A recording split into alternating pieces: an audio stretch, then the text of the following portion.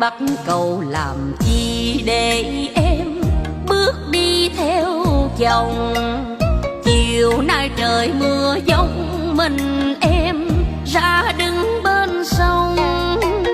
Cô đơn rất trong lòng, tình mặn nồng tan vào hư không.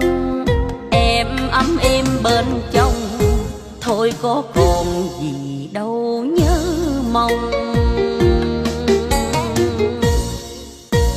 Con nước rộng rồi lên tìm quên, cớ sao thêm sầu.